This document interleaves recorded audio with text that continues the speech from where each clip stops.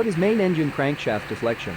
That means that the crankshaft will not remain in the initial straight line, but will get bent either upward or downwards to a slight degree which may not be visible with the naked eye, but could be sufficient to cause dangerous levels of fatigue in the crank webs.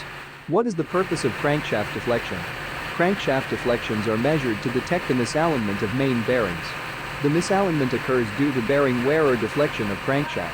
The horizontal and the vertical misalignment are checked.